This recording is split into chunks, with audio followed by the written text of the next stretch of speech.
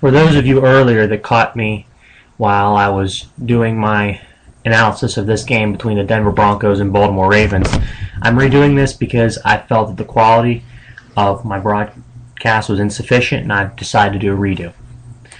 But to begin with, when the season really started, really is when the off-season begins, after the previous season, and everybody's trying to get ready and not get all their eggs in the basket for this year.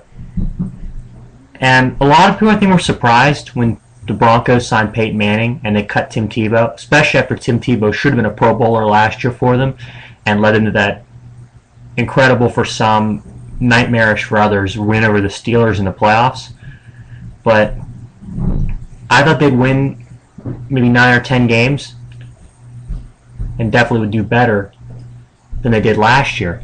But I had no idea that they'd win 13 and clinch home field for the AFC. I had penciled in for the AFC home field Houston at the start of the year, and Denver usurped them, 13-3, winning their last 11, just playing some damn good football. Peyton Manning, off his 2011 season they missed with the neck surgeries, 37 touchdowns and a pass rating of 105.8, second in the league only to Aaron Rodgers.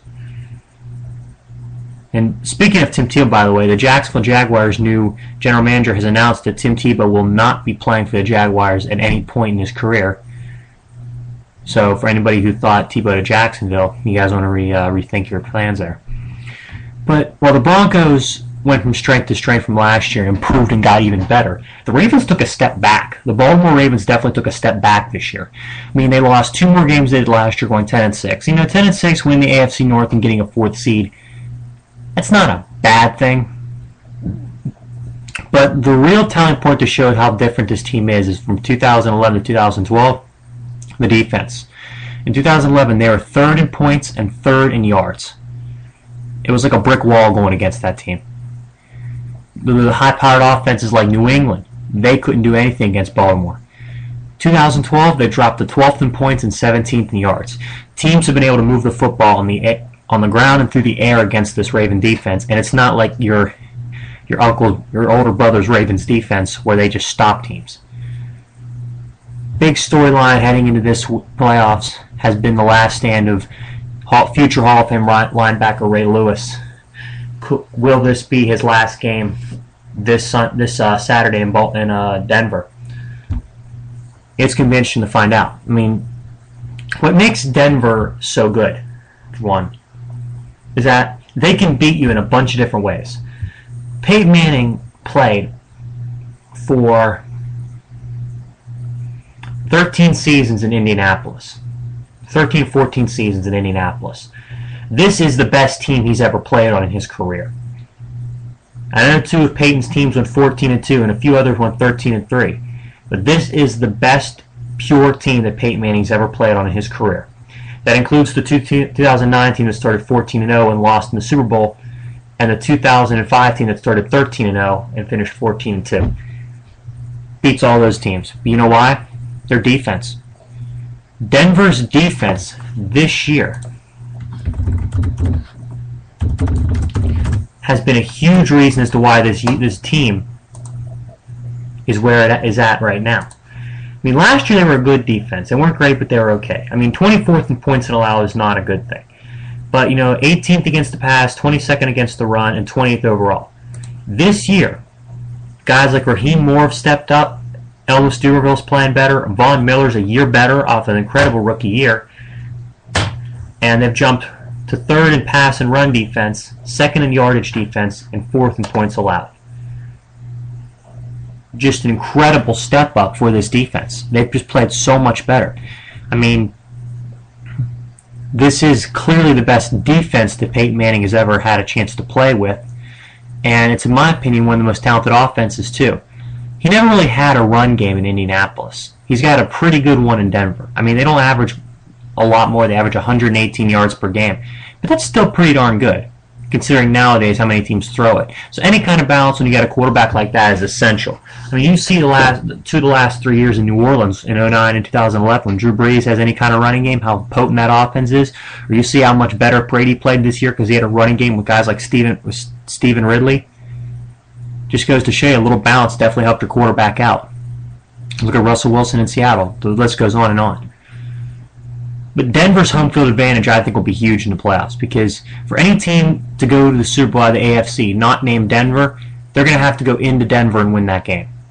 Unless Baltimore wins, and the winner of the go to the Super Bowl, the team from the Super Bowl from the AFC is Houston or New England. That's a different story.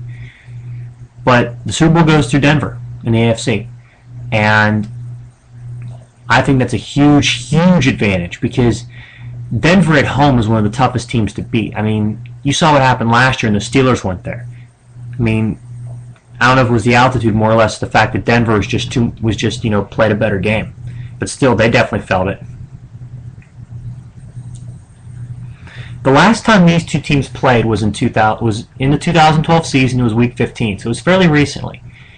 The Broncos took out the Ravens in Baltimore 34-17.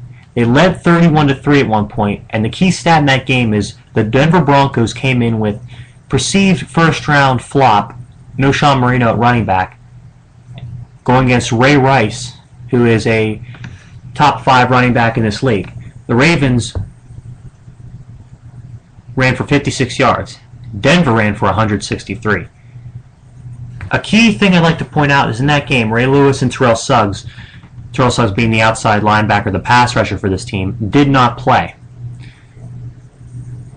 And I think that kind of had a huge impact on why the outcome was what it was, particularly in the ground. But I still think Denver would have won the game anyway. See, Terrell Suggs is one of the best pass rushers in this league. He had 14 sacks last year and was Defensive Player of the Year. He's proven on many occasions that he can get to the quarterback whenever he needs to, whenever his team needs him to. And Ray Lewis has had the career and the longevity that he's had. It's just been unbelievable. I mean, I can't speak enough good things about how good Ray Lewis has been in his career. I mean, even though I'm a Steeler fan, I love Ray Lewis because the way he plays the game, the energy, the emotion, the passion, the ferocity, everything about him. You know? His leadership, everything about him I love. And that being said, him and Terrell Suggs being out had a huge impact on why that game was as one-sided as it was. But the fact that they're both in the game is going to be a huge advantage. But the last 7 times the Denver Broncos, not to say Denver Broncos, Peyton Manning played Ray Lewis, Peyton Manning won. And if you look at the numbers, Peyton Manning has owned Ray Lewis. And it's been some big games too. The 2006 Divisional Playoffs, Baltimore was 13-3, were the bad boys of the AFC. Peyton, and they were the big tough team outdoors in rough weather. Indianapolis was the indoor cotton swab team. What happened? They went into Baltimore and beat them on a game with nothing but field goals, 15-6. Then 2009, the Divisional Playoffs. If you take away the final, I think 3 minutes of the first half, that game's a 3-3 tie. Peyton rolled up 2 touchdowns. Actually, been a 6-3, the extra field goal. 2 touchdowns, and it was a 20-3 victory for the Colts, and they went on to lose the Super Bowl to New Orleans. But in the playoff games, the Colts have definitely gotten better than the Ravens with Peyton Manning, and I expect the Broncos to try to implement some of that stuff as well. Particularly try to take advantage of Baltimore's kind of deficiency due to injury at corner.